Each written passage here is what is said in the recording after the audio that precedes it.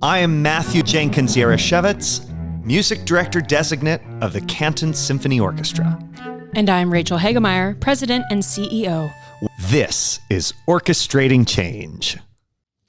Today, we have the absolute joy of speaking with world-renowned concert pianist Garrick Ohlsson. Arguably one of the greatest living pianists, he has enjoyed a career spanning over 6 decades, which features performances in nearly every major concert hall and with the world's great orchestras and conductors. 2 such performances have been right here in Canton, most recently including Rachmaninoff's 3rd Piano Concerto in February of 2024, which I had the privilege of conducting. His career was launched when he won the International Chopin Piano Competition in 1970. To this day, he remains the only American to ever claim this prestigious competition's top prize. He also won the Grammy Award for Best Instrumental Soloist in 2008 for a recording of Beethoven piano sonatas. A native of White Plains, New York, he attended the Juilliard School in New York City. He now lives in San Francisco with his husband, Robert, where he somehow finds time to teach at the San Francisco Conservatory when not on tour. Garrick Ohlsson, welcome to Orchestrating Change, and thank you so much for being here today. Well, thank you, Matthew. It's a pleasure to speak with you, and I hope I can live up to all of your kind words. Yeah, it was a very grand. Matthew's very good at these grand introductions. And Garrick, it is so lovely to talk with you. It was such a joy to get to know you while you were here in Canton. And so we'd love for our podcast listeners to get to know you a little bit more. So if you wouldn't mind very basically just telling us a little bit about you and kind of where you grew up, how music came into your life, all that good stuff. Oh, sure. Warning, Matthew knows, and you probably know that I tend to talk a lot and easily, so just, get the hook when it's too much. I was born at a very early age, of course, like everybody else. And no, I'm from White Plains, New York, which is a suburb of New York City, about an hour away by car. Probably 45 minutes in those days, and now an hour and 10 minutes because of traffic, which is everywhere. I went to public schools and I graduated from the White Plains High School. It's a city that at the time, I'm probably sure still has an excellent public school system. And my parents were not musicians. My father worked in an executive position with the Electrolux vacuum cleaner company, and my mother was a secretary for various things. And I'm an only child, and I gave evidence of being interested in music when I was 3, but I also gave evidence of interest in being a fireman in cars and all sorts of stuff. So, nothing came of it. But when we had a piano, which I plunked at, but we moved to South Carolina when I was 4 for my father's business. And then back when we were 6, and I didn't see a piano again till I was 8 when my parents got one. And they had piano lessons when they were kids, so I guess it was my turn. When they were 8, they each had piano lessons, and so when I was 8, I got piano lessons, and it really, of course, took off amazingly fast. I remember my mother went to the local conservatory and said that if lessons don't work out, you had to buy, I think, a year's worth of lessons. You had to commit. And she said, if it doesn't work out for Garrick, can I take the lessons? And of course, I never gave her a chance. And I was hooked right from the start. Within 6 months, my mother would have to chase me outdoors to play with the kids after school. I just wanted to play the piano, and not practice. It was just too much fun. So I went out and played with the kids for 35 minutes, and then said, "Can I come in now?" So it was amazing. I had a great teacher at the Westchester Conservatory of Music who was an English guy who had studied with Cortot and a student of Busoni. So he was a man of great culture. But on top of that, he was a person who knew how to teach young kids very well. He was very popular. But when he got, as he did in my case, and a couple of others, one with some more talent, he knew how to guide them. And he guided me incredibly and beautifully, taught me so much and so well, which is not inevitable. And when I was 13, he suggested to my parents that I was the big fish in the small pond of White Plains musicians. And that he said for Garrick to advance, he'll need to be in a place where there are other kids his age who play as well or better than he does, which sounds incredibly wise. And so he arranged an audition with one of the fancy, big, legendary teachers at Juilliard, and who took me. So I went to Juilliard pre-college on Saturdays. So my parents had to drive me down to New York City, and where I would have, a piano lesson with Gorodnitsky, and then a theory class and chamber music, and then come home. And that was the highlight of the week, of course, going to New York. Wow, that sure was a lot more interesting to me than White Plains. Oh my goodness. And I seemed to rise to the top of that pond pretty quickly, because by the time I was an undergrad at 18, going to Juilliard after high school, I had already won the Busoni International Competition in Italy, kind of by accident. I went just on a lark, and I won. I had no idea I would win, and so on. And then I won the Montreal in 1968, and then the Chopin, which was my, when I graduated. So that's sort of some of the brief outline. So the pre-college program, you entered Juilliard, that was at 13, you went to Juilliard. That's right. So I went outside because they made me, and then I came back inside. I just think that that's so funny. But what was it like being, I mean, for a lot of lay people, when they hear Juilliard, it's this big, maybe scary seeming place, this giant, the Conservatory of Music. But what was it like to go to Juilliard, even in the pre-college program as a young person, and then to attend it as a student? Well, first of all, there are two Juilliards. There's the pre-college, which has its own faculty and own program. Then there's the Juilliard School of Music, the world-famous one. But my teacher who took me when I was 13 was from the Juilliard School of Music. He was one of the upper school teachers, as it were. At Juilliard, there were quite a few. There was a number, not very large number, of people like myself who were in pre-college, who were studying with the big major teachers. And you know all the names: Itzhak Perlman, Pinchas Zuckerman, Emmanuel Axio, Yuma, and so on. I mean, Juilliard, in fact, if you ever taught at a conservatory, it's not too hard to recognize the biggest talents, even in a pool of talented kids. And if you teach them well, and if nothing goes terribly wrong, the results are usually fantastic. And then that's, but of course, Juilliard, because of what it is, attracts people like that, just as it attracted my first teacher to get me to see if I could be placed there, if that was an appropriate place. And lo and behold, I guess it was. Yeah, that's wonderful. Amazing. So I'm curious, as a gay man who came of age in the 2000s and 2010s, what was your experience like as a gay man coming of age in the 1960s? Well, I didn't even know that I was can gay. relate to this. I can very, very much relate to this. I didn't entirely not know,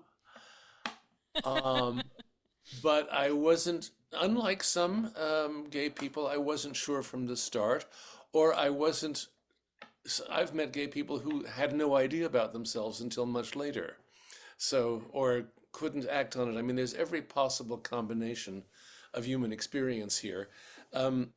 I knew that by the time I was in high school, I knew that I was very attracted to lots of, young men. I mean, but I didn't even know that was a thing. I had barely heard the word gay or homosexual. I remember the excitement of learning about these words, mostly through a friend of mine who was not a guy I was attracted to, but it was a guy who was a good friend who stimulated me intellectually when he asked me in the school bus he was the son of analysts, and he asked me on the school bus at age 14 what I thought of Freud's Oedipal theory. And of course, I'd never heard of Freud. So rather than admit that, I said, I'll get back to you about that. So of course, the first moment I went to the school library and looked up Freud and discovered, oh my God, there's a whole world out here, and there's all this stuff, and there's all these words. That may have been the first time I encountered the word homosexual. I don't know. It was electrifying because I still didn't know what it meant. But so I really didn't know. But by the time I was 17 or 18, I was beginning to be conscious that there were such people in the world and that I might be one of them. And I really didn't want to be because they were not approved of. They were not what you wanted to be. They were, they're at high school, it was mostly the few guys who were so, and I hate to use these words because nothing is politically correct anymore, who were so gay or so, if you will, effeminate that they couldn't hide it, and they often did very well because they were unthreatening. I mean, somehow, whereas I was passing as this reasonably socialized, reasonably doing well person, and I also fell in love with girls. So, and I took a girlfriend to the senior prom. Well, that's what you did. It's what you had to do, or at least I perceived it that way. And it was actually odd if you think of my case, because by the time I was 18, I knew there was something going on, but I didn't know what to do about it. I didn't know how to do about it. I didn't know anything. And yet there I was going to the educational institution in America, which has the highest population of gay people, probably of any college in the country, right? I mean, the performing arts, let's face it, are full both in terms of students and faculty of gay people, but it was still an age of repression. And I remember how my teacher Gordinsky would even say dismissively of, I won't say who on the faculty, oh, but so and so, notorious homosexual. It was a put down, right? And it was something you didn't want to be, and you didn't want to be at least maybe because of the way I was raised, but I did not want to be seen as effeminate or mannered or neurotic or mentally ill or any of those things, and especially since it was an illness in those days, a certifiable illness in psychiatry. You didn't even want to say to your family doctor, "Oh, I think I might be attracted to, people of my own sex." It was just couldn't really. I mean, I felt I couldn't do it and couldn't admit it, and I did not admit it to anybody, even at the notorious Juilliard School of Music, where it was actually quite torturous, because I remember a composer friend of mine had a good friend who was a ballet dancer, and he was just, well, beautiful the way ballet dancers are. And he liked music, and he turned pages for me once, and here's this guy sitting next to me, and it's like, oh my God. And people say, oh, you must be so nervous playing this piece. I'm nervous about the guy who's turning pages. This is fun, and this is not what I usually talk about in interviews, but that's part of my, Yeah. as it were, coming of age story.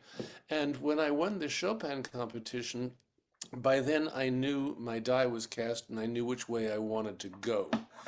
And I had been in Italy. This same composer friend, who definitely was gay, Louis Weingarten, and who died in 1995 of AIDS, and whose work I recorded on a bridge recording. Marvelous composer and marvelous friend. Had a prix de Rome at the American Academy in Rome, and I was visiting him that summer because I played a concert in Rome, and I visited him and stayed at his studio, and he introduced me to an Italian guy who he was having a thing with. And the Italian guy was a bit of a multi-seducer, and he was lovely. And so that was my first experience, right by the old Roman wall, in a studio, in Louis' studio, which it's rumored that Liszt used to keep a mistress. Oh, Wow. how? Oh my goodness. This is amazing. If it's not true, it's very, very nice. But that was 2 months before the Chopin competition, and I had other fish to fry. So while one of the major emotional conflicts I had while I was in Warsaw for 3 weeks, well, I was in Poland for 6 weeks because there were victory concerts afterwards, was the fact that I was somehow looking to make contact in a society where such a thing would be even more illegal than in America. Right. And of course I didn't, and I was not stupid enough to try, because then they can just send you home if they don't like you. They're into blackmail. They were into blackmail in those days, especially of businessmen with the local prostitutes in the hotels. But it was very interesting that subsidiary to all my preoccupation with Chopin and playing well and practicing and the competition and the nerves and everything, I was busy trying to sort myself out. Talk about a lot on Wow. your plate. That Yes, is exactly. a lot to sort through on the It eve was. of, It oh my was. goodness. It was, and of course one, hopefully in life has sorted through things successfully, but it was not easy. It was Yeah. not easy. It was difficult. It was difficult even for me to tell my friend Louis that I had decided for sure I was gay. I mean, I Yeah. had no doubt, but it was difficult for me to. It was so against my internalized self-image. Right. Yeah. Yeah. Garrick, I have to say, we are we are quite a few decades apart in age, and I can't believe how similar your experience is to my own. Many Really. years later, I took a woman to senior prom. There were flamboyant, effeminate boys who were out at my high school, but nobody else was. Hmm. And it took me, I mean, I acknowledged it in college, but then I didn't come out to the world until my mid 20s. So, Me too. yeah. Yeah. Yeah. Well, So, I didn't even come out to the world. I came out to mostly those who know me. I actually came out officially in 1995 when I was interviewed by the New York Times. James Oestreich I was doing my complete Chopin cycle of solo works in New York and many other places. And the Times did a big interview with me with James Oestreich, the music writer. And he knew Bob and I knew his wife, and we had all socialized together. And at the end of this slightly drunken luncheon, he said, "Can I talk about Bob or not?" And I said, "Okay." And I remember on the way home, I said, "Oh, I can't wait to tell Bob I've just outed us to the New York Times." But at least it's completely out. And you know what the reaction was? Zero. yeah. Nobody cared much at all. I mean, my parents, my father never went through a trauma. My mother did, but it was pretty much resolved by then. And her reaction was, "Oh, isn't that nice? They mentioned Bob in the New York Times too." Wow. Yeah. So, but that was coming out. But I didn't mean to interrupt you about it. But yes, isn't it strange how we are many decades apart, but the social structures change very slowly Yeah. in real life in you can call it middle America, you can call it whatever you like, but Right. it takes a while. Yeah. Yeah. No, that is just so remarkable. And I guess your mom had known Bob before the New York Times article. So Oh, for you, for, for a long time, she knew my first major partner, and she knew Bob, and she wasn't entirely happy with the whole thing, but she had some conflict, but she was good about it. And yeah. by 1995, it was like, sure, whatever. Yeah. I think even my elderly mother, my older mother at that point, had begun to see that society had changed. She was told by a New York pit musician we knew when I was about 16, because we had watched Andre Watts play with Bernstein on TV. And my mother thought, of course, oh, it'd be nice for Garrick to play with Bernstein on TV at a young people's concert. And this woman who was a pit musician just said, "Oh, don't even let your son near Leonard Bernstein. I mean, that's the end. He's just gonna, he'll. And I mean, that's how rumors go around. On the other hand, we know from historical fact that wasn't entirely wrong information. Right. Right. Yeah. So all in all, I guess like by the time the whole world knew, it was a complete non-issue professionally for you. Yes. Your career never even had a blip because people found out you were gay. Not a single one, no, no. And I dare say, now this is pure speculation about me in my place in history, but I really wonder in retrospect, had I been able to be more open, if even the major conductors who engaged me, I think that might have not have been a blip for them either. Mm-hmm. It's not such a rare thing in our profession. Right. Right. So, Yeah. so Yeah. It's so. don't I know. think it's interesting. That we've talked to a lot of people on this podcast who are part of the queer community, and everyone's experiences have some things in common. There's always something in common. But then I do think that we find in the world of the arts that there are still some parts of that community that don't have the level of acceptance that perhaps the more traditional of the LGBTQ do. I mean, you know, when we talked with Sarah Davis Buchner, when she came out and transitioned publicly, that for her career was very hard. While, Yes. you know, and so it's the levels of acceptance that people have. It's interesting. So many people assume in the world of the arts that it's just all hunky dory all the time, but even it's not. It's not. That's not the case. Not at Yeah. all. Now, admittedly, transitioning, which is still an electrified issue, as we know in our Yeah. society, for various reasons, was more electrifying back then, I would say. And as a matter of fact, Sarah Davis was the first person I knew personally who did that. Yeah. And it was a shock to me, as it was, as she talks about, you know, it was a shock to everybody because this was the last person you would suspected of anything like that. I know. You know. And And anything like what? I mean, what am I suspecting? But it's just, you know, it was such a hidden thing for her Mm-hmm. and for him before that. And it was such a huge, I mean, it was a huge conflict in his and her life. And then for the profession, well, we know what happened. It was really, I thought it was dreadful. I remember writing to her immediately, and I think she said I was one of the first professional people who wrote and I have to admit I didn't quite understand it back then, but I also drew a parallel now I'm philosophizing that when I told certain people that I was gay, especially one woman who was very much in love with me, I'm not trying to boast about it, but she couldn't accept it, and she said to a friend of one of my best friends in New York, he can't be, because, well, she had other desires, right, and other ideas. And my friend said, but you have to believe what a person tells you about themselves. And so when Sarah did that, I thought, well, we better believe it, because this is what's happening. You know, we can't say this doesn't make sense with our preconception of you. So absolutely. But more to your point, I think, the performing arts is not one hotbed of LGBTQ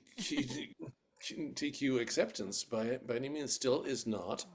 And you have performing arts is a huge world. Music's a pretty huge world. I mean, we know that classical music is, you know, not a very huge part of it, but it's not so tiny.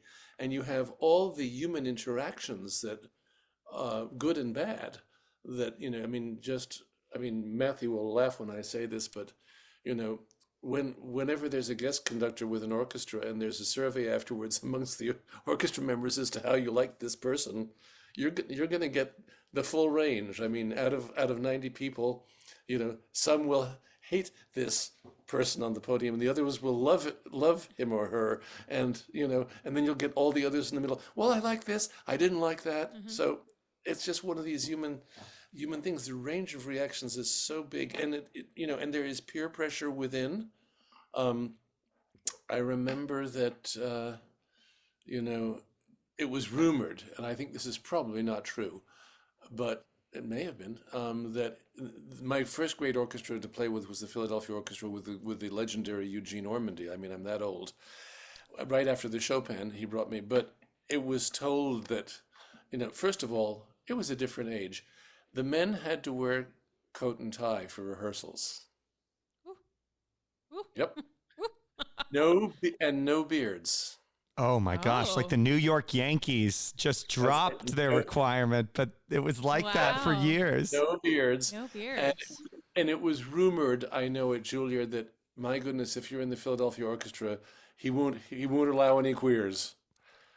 I bet there were some that snuck in anyway. Oh yeah. Oh my goodness. And I don't know, that wasn't official policy, but he was the boss. He could fire people, I guess. Yeah. So, Yeah. It was a different era, of course, era. than it is now. very different. Yeah. But it really looked a little bit military in Philadelphia. They played gloriously, of course. They still do. Philadelphia is my favorite American orchestra. So Yeah. Yeah. Possibly. Yeah. It would be hard to name, but yeah, there are a lot of good ones. yeah. But anyway, yeah. So I'm just wandering around in this conversation now, but it just calls to mind so many things. This all calls to mind so many things. Growing up and wondering about this and that. And it's not true that all male ballet dancers are gay. Not at all. Right. Right. Etc. The stereotypes just really don't fit, and the lumberjack can be gay and all that stuff. Yeah. We've learned all that, yeah. And I mean, I would always say probably have trouble because I don't fit into, I never fit into a certain kind of even desirable gay image of a very beautiful person. Here I was this big 6'4" thing. It's like hardly like I never. And I was, by the way, and not that you need to be interested in this, some gay people talk to me about, did you do drag? That's a question for you, Matthew, too. And I didn't. And I was never even remotely interested in it. It's so, the drag world is so interesting because there's a lot of people who do drag that aren't gay. And it's this, I know it's very engrossed in gay culture, but it is, the spectrum is just, again, it's not, yeah. And I was challenged a lot, especially in the 70s in New York, in sort of a gay circle. Oh, come on, admit it. You really wanted to put on your mother's stockings and high heels. I said, huh? No, not at all. Not really. I'm not kidding. I'm not being defensive. I never wanted to do that. Yeah. I guess we're talking about stereotype again. Right. it's And to answer your question back to me, no, I have never done drag. I have not particularly had the desire to do it. I have done drag. However, a group of friends of mine and I talked about that sometime if all of us together did it, straight people included, straight men included. Oh, yeah. That if a group of us all did it together, I would do it. But that was the only time and we haven't officially planned to do this yet, but it's the only time that I've ever even considered it for myself. I will say it is hilarious. It is such a fun time. I've done it once where I was playing the part of a man and I got all dressed up like a football, like I was like fake beard, big jersey, like I did like the drag king version of drag, and it was very fun. I had a great time. It was a lot of fun. So. But were you doing it to have fun, or were you doing it as the fulfillment of a deep inner desire? Right. I was doing it to have fun, but it's a fun. I would encourage anyone, just have fun, do that. It's just fun. It's a good time. What I've come to realize that I think is so beautiful about the gay community is that people from every race, socioeconomic class, interest, body type, all of that, anyone can be gay. And I think that is what has helped so much with improving the way that we are perceived in society, that people are realizing every corner of society has gay people. Mm-hmm. And then not only that, but that any type of person across the spectrum can be gay, and good people and bad people. And my husband and I, Andrew and I, talk all the time about, well, if I'm going to read a book about a gay character, or if I'm going to watch a movie about one, it better be like, they better be a saint. They better be a perfect person without any flaws, because our world needs to have more representation that we are good people. And Andrew said, no, the world needs to remember that gay people can be good people and bad people, just like straight people could be good people and bad people. Everybody is. Yeah, and that's a fundamental human problem we have. We want anybody to be all good or all bad, Yeah. It reminds me of the writer on music, Michael Steinberg, who was a good friend of mine, who said, the fact that Hitler and Stalin liked classical music certainly takes the moral high ground away from us. Yeah. Well, I love that, Matthew, of just, it's just people. It's like we've talked a lot about like women we've had on the podcast. It's not a female conductor. She's just a conductor who this labeling of the it's not, because there was a lot, like Disney movies for a long time, all the bad characters were like the gay-coded character. Jafar in particular is a very gay-coded character. All of these characters. And so there was that push for a long time of like, we need to just paint ourselves in this really nice light. But you're right. We're just people, talented people. Yeah. And of all walks of life. So, yeah. Absolutely. And well, I mean, look at all the I'm just, thinking of all the prejudices and stuff over the years. How often, when it became more common in classical music to have a woman conductor, probably it was beginning to become more common in the 90s. How often you'd hear a comment about a woman conductor, well, she's got a lot of testosterone in her. Mm-hmm. Just trying to add more of that masculinity to her. It's like, no, and of course, and we're limited in our vocabularies or even in our conceptions, because after all, I now wonder at the San Francisco Symphony if I can talk about a feminine ending in a cadence. I don't even know if that's allowed anymore, but we know what it is. Right. And how else are you going to do? A masculine ending would be more of a that, and the feminine ending is that more. I mean, it's more precise than that. But we have all this nomenclature in our languages that we're stuck. We're stuck with a binary concept still in so many cases. So right. So and then that's why when I originally wrote to you about this podcast, I thought, well, I don't know that I have much more than the anecdotes of my life to contribute, because I can't say I suffered or lost career or thrown out of something, or no, I mean, I had the conflict and the emotional difficulties were internal and private, and not public. So I'm very lucky. One of my best friends was the conductor James Dixon of the Quad Cities Symphony in Iowa, wonderful regional orchestra, and professor of conducting at the University of Iowa. And he was exactly one generation older than me, and Gerhard's teacher. But yes, I was going to say, I was like, I know this guy. Yeah. Yeah, Gerhard Zimmerman's teacher. And he was certainly neither paranoid nor leading a gay pride parade, but nevertheless, he had instinctive fears about public knowledge that I didn't. And when I was sort of in my 40s, I would say to him, oh, come on, me being from New York, oh, come on, and he would say just very quietly, you don't understand, it's a little bit different in Iowa. And yet, of course, Iowa City, where he lived, I mean, that's the communist controlled portion of Iowa, like all state universities have this, Main Street with, Birkenstocked people and, odd food and cannabis and all that, alternative bookstores, all that universities have. And yet it's understandable because, there is really, so I would say, and he talked about how much worse it was for the generation before him. Right. So right. I'm happy when I see it going better, but Matthew, in a way, I'm not surprised that you say that a lot of your experience was similar to mine. Yeah.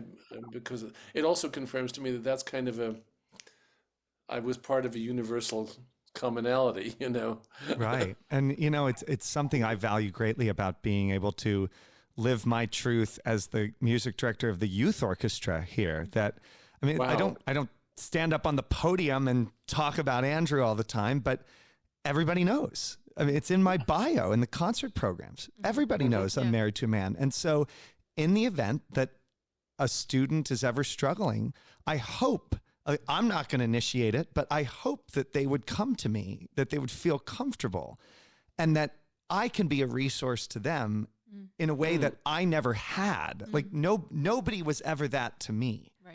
Right. But I'm hoping that I can be that to somebody. Yeah. That's beautiful. And I hope that's the case. And yes, it would have been nice if it would have been okay for me to talk to certain people, even when I was insecure about it, Right. Just like, well, yeah. Yeah. So I'm curious, and we don't have to talk about this, but go ahead. I'm curious if you're willing to talk at all about it. You were not affected personally yourself by the AIDS crisis, but you were alive during it. And you mentioned your friend Louis, who passed away as a result of it. So you were in New York, you were in San Francisco, living through this and seeing this happen around you, one of the most tragic and seminal moments in LGBT history. Tell us a little bit about that experience. Sure. No, I was not, my own body self was not affected, but so many of my good friends were.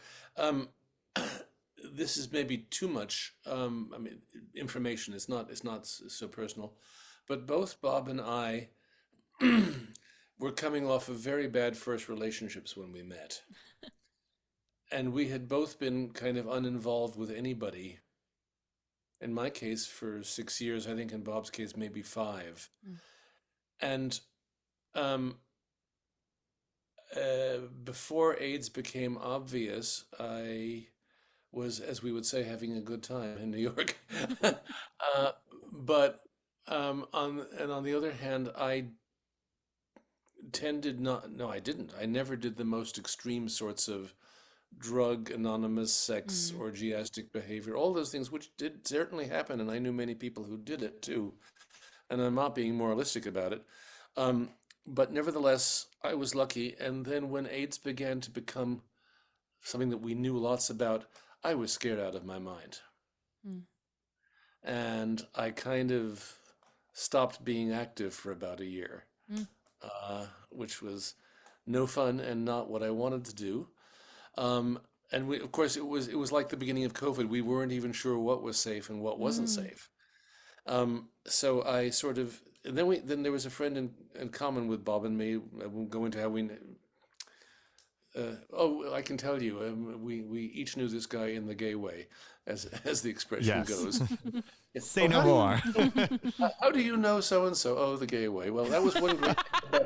That was one thing about the world of the gay world, especially in the bar culture, was that you had to dress right for the bar you were in, and it didn't matter whether you were a bank president or a street sweeper or whatever. You had to look the same as everybody else.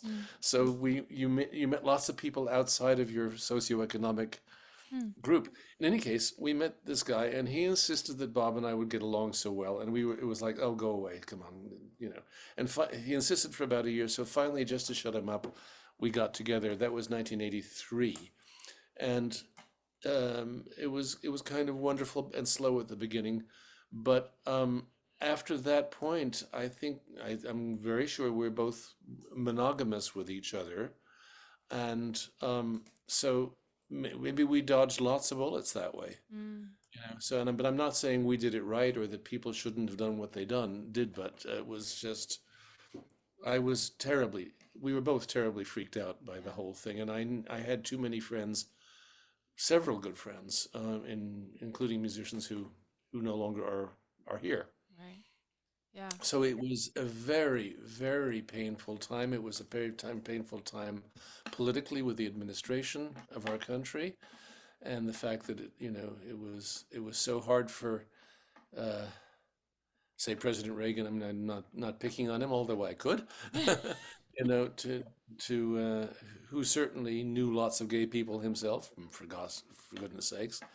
I mean, it's amazing how difficult it was to break through that for many kinds of reasons. And I know that any president of the United States is subject to many forces way beyond their control. So anyway, it was a horrible time, a really horrible time. It's so. To hear you compare it to the beginning of COVID, of I think for people who maybe didn't live through it, I don't think it's, nothing can compare to actually being there. We have no idea what it was like, but maybe a small glimpse into that is that fear, like the beginning of COVID, of just no one knows what's going on. And it's, what do we do? We were, sanitizing our groceries when we can't, no one, what do we do?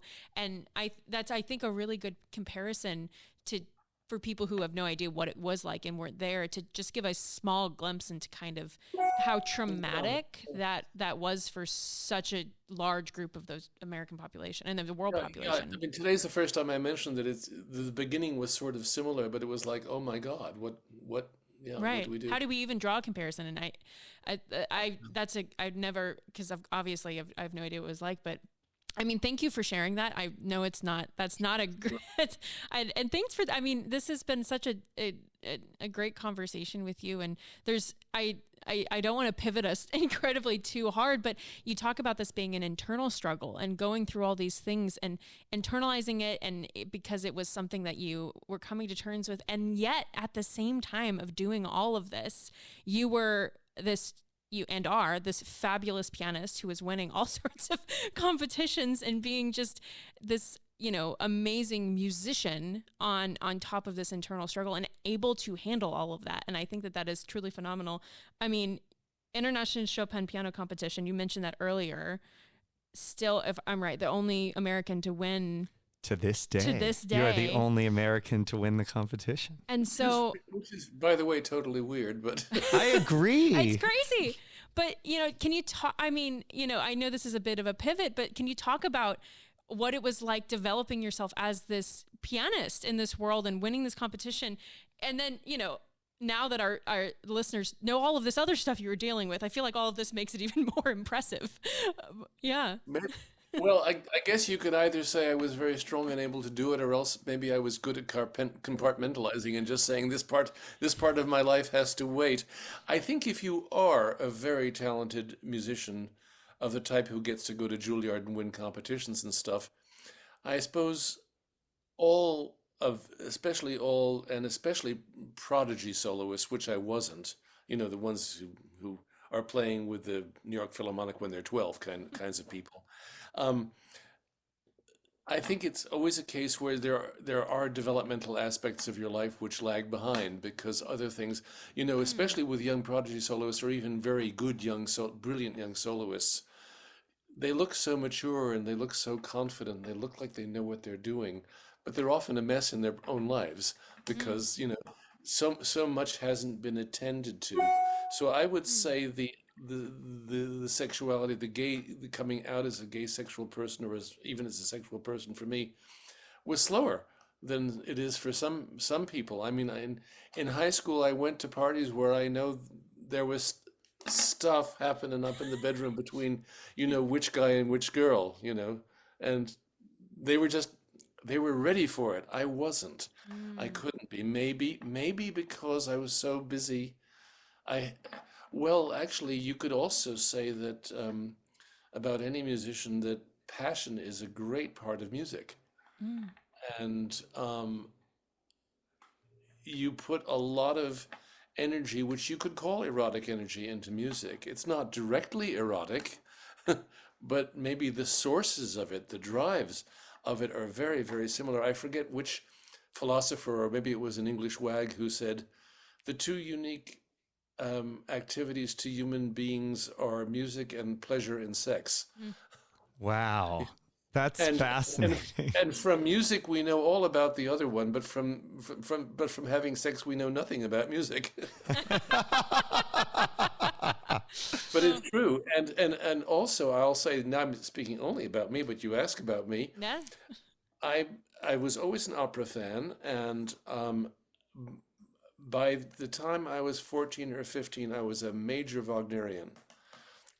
And I have to tell you that I expected that sex was going to be like Tristan and Isolde, sort of 4.5 hours of uninterrupted leading to transcendence.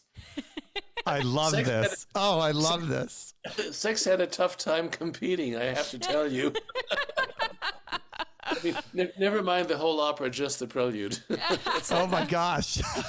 And as a matter of fact, a friend of mine who's learning to be a Wagnerian said, You really were into that when you were 14. He said, but that's so intellectual. It's so mythological. It's so, and I said, intellectual crap. It's visceral. It's pure.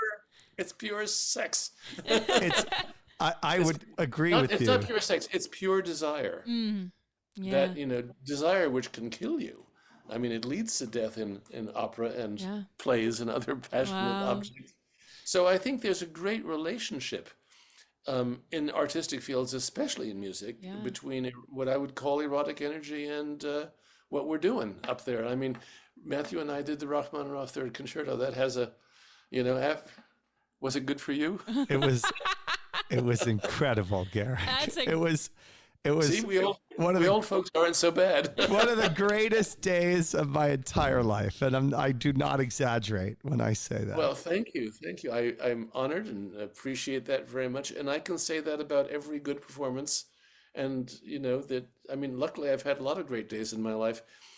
And since I was so determined, I was so ambitious, not only for a career, but for my life in music, that I was, while other guys were, obsessing about their girlfriends or whatever when they were 16, I was obsessing about music. I still had a girlfriend, and that was nice, but, it wasn't that serious. It was, maybe I like the idea of being in love or in like or whatever. Yeah. Who knows? Yeah. So having been in the industry as long as you have, what are some changes that you've witnessed, just of any kind, through your time working in the industry? All kinds. Well, particularly in the orchestral field, the amount of women players in orchestras. Orchestras used to be a men-only affair, except maybe for the harpist and maybe for the flutist. That was about it. You even see pictures of these great orchestras, photo of 1928, the Gentlemen of the Boston Symphony. Mm-hmm. Yeah. Yeah. Vaughan Williams, at the recording session of his 6th symphony with Adrian Bolt, he addressed the orchestra and he thanked them and he said, "Thank you all, gentlemen, and you too, the lady harpist." So the only woman in the orchestra was the harpist. There's a recent documentary that just came out about Oren, the bassist in the New York Phil. She was the first female. And it won an Oscar. And it won an Oscar. And it's called Only Woman in the Orchestra. And I thought it's 30 minutes. I watched it earlier this week, and it was really enlightening. And I love that it was a double bass player. That was the first. I know. I love that. I love that so much. So. Yeah, it's huge. I knew her. Not well. I met her though. Yeah, yeah. She seems fascinating. Yeah, so that's the major change. And even the orchestras in America, we changed faster. There were a couple of orchestras in Europe that had no women at all, like the Vienna Philharmonic, famously, for the longest time. But its nearest competitor was the Czech Philharmonic, and I remember Jiří Bělohlavek, the music director at the time, did a tour, and I was on it, in England with that orchestra, and this was just after the fall of communism. So, of course, when he did press conferences, one of the most frequently asked questions was, "Why are there no women in your orchestra?" And he said, "You have to trust me on this. We are working on it, and that change will happen relatively soon. But you may have noticed we just went through a lot of other societal changes, which are taking some time." In other words, communism had just fallen and democracy just had to start. He was very gracious about it, and of course everybody got that. So in the case of the Czech Phil, that was one thing. The Vienna Phil was, I think, the last. Yeah. But now they've had women, not only women harpists and flutists, but concertmasters and everything. It's right. Societal changes happen slowly, don't they? Yeah, and, absolutely. How my own mother even used to say when she saw a woman conductor, "Oh, I don't like a woman leading an orchestra. A woman shouldn't do that." And I would challenge her on that and talk to her about it. But she just had this feeling that, well, it's not the right thing, Right. Yeah. And that's even coming from a woman. Yeah. Yeah. Your exactly. mom being a woman saying that a woman, it's not the right thing. Yeah, exactly. Well, maybe she didn't think it through deeply and didn't think that, it meant that she could have done that too. Or maybe, probably she couldn't have being born in 1919. Right. That's fast. I remember when we talked to Gerhardt on this podcast, the biggest thing that people said about him when he was trying to become a conductor was that he would never have the power to do it because he had polio. He would never have the stamina. The stamina was the word to do he it. used. And when we talked to Joanne Falletta, she was told that she was too small, like she was too little and I'm like, okay, anyone say that to Joanne about conducting? It's interesting how that perspective of female conductors. Yeah. Well, I wonder if maybe there was a prejudice in that they said you're too little, but you're also a girl. Yeah. No, I think it was veiled. It was veiled sexism there. Armady was 5'1". Yeah. Oh, yeah, wow. I know. I'm like, I don't know if that has anything to do with it. But I wonder too, you now educate so many people. You are a teacher of so many students. And when you're working with your students, what is your goal for younger pianists, and what do you hope to give and impart on them as they maybe embark to be a part of this world, or maybe just take lessons to be better at piano? But what do you hope for your students? What a wonderful question, and I don't know the answer. I wonder that a lot. In fact, I only have 4 students at the SF Conservatory because I don't have time for more. I do a lot of stuff on podcasts, on Ben Lotte's podcast and on Tone Bass, and that's the kind of education. What I hope, it's different for each student. Each one is such an entirely different person and level of accomplishment and talent. So I guess it's human development. I just want them to be the best they can, but in understanding that it's not about your ego, it's in the service of music as well. And music is a much larger thing than your ability as a pianist. But the career goals of those who might not do what I do, I can only hope to give them the best pianistic and musical education I have so that they can do the most with it that they can. Right. And the career path is very difficult. It's more difficult now. It was always been very difficult. I mean, Emmanuel Ax and I talk to each other. He's a good friend for my whole life. Talk about how it was incredibly difficult for us, but it's worse now. Yeah. So that's for sure in this current age when everything is publicized and everybody has their photos on Instagram and their YouTubes and everybody knows what everybody's doing. If you want to know, it's difficult. Yeah. I think what you just said about it's in service to music, which is bigger than it includes you as a player, but it's bigger than you as a player. I think I might have said this when you were here, but I think the way that you think about music and approach music is unique among performers.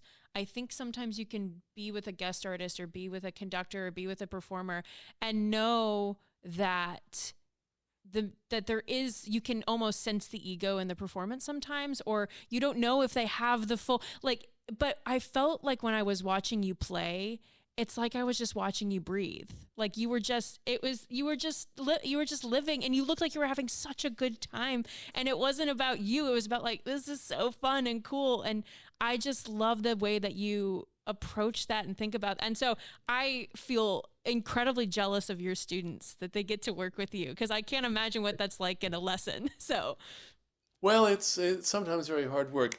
I would just like to philosophize again that basically one wise person said there are 3 types of musicians. There is the type who's a soloist. It's ego driven. And then there's the craftsperson, the laborer, if you will. The oboist who might be the best oboist in the world but has never gone to an opera and doesn't even know what the singer does, And then you have a musician who is the sort of person who, shipwrecked on a desert island will make a flute out of a reed just because they have to have music. And the thing is that all 3 elements are very important in careers. If you don't have the ego, it's too tough a world. Right. If you don't have the craft, and if you don't have the devotion, so we really need. But everybody is a different proportion of those things, if you will. Yeah. And I actually, thank you. I actually do when I'm doing well. I do have a very good time. I don't like. Some of my greatest colleagues, who are some of the best pianists in the world, are miserable when they play, and I remember an interview with Rubinstein when I was young, and he just said that if he had been as neurotic and miserable as Schnabel, he would have played Beethoven's slow movements as beautifully as Schnabel. But he just couldn't bear having a life like that. Well, I think he's telling an amusing story. I don't think that's true. On the other hand, Mr. Rubinstein played Beethoven's slow movements very beautifully too. So, so I don't know. I think it has to do with your temperament. Rubinstein was a total extrovert. I'm a partial extrovert. Vladimir Horowitz was a total introvert and a demon. I mean, we're all different. It's all different. So I don't know, but thank you. And when I played the Rachmaninoff Third with you, which I've done so many times. I'm now entering my 60th year of playing it, and I've done it hundreds of times, and I do have a great time doing it. Yes, it's not easy, and I still have to do it right. Sure. but I do love what I do, and it's really, I guess maybe that's the thing about me at this point in my life. There's nothing I would rather be doing than playing a nice concert. I'm really good at. I think I'm pretty good at it. I would say you're pretty good at it. Pretty good. No, but there's nothing else I can do better or that I enjoy more that involves more of myself and my emotions. Yeah. Yeah. So anyway. Yeah. Well, I can attest that I had so much fun. Yeah. And Me too. I had fun because you had fun. Yeah. Well, and my compliments to you, as I told you last when we played. I had fun, and you took it so seriously, and you were super hyper well prepared. Without which no conductor can do anything. Right. Exactly. Well, I know we're getting. We've already spent an hour talking to each gosh, other. really? I know. And Well, I guess we should ask our last question. So I should probably wind up because just the, I know. I know. But Matthew always has one question he likes to ask everybody. We ask this question at the end of every episode of this podcast, and it is completely open-ended, and we've gotten a wide variety of answers in the time. So take it as you will. How do we orchestrate change? Oh boy, I wish I knew. They don't listen to me. How do we orchestrate change? And you mean in all change, right? However, whatever thoughts you have to share about anything.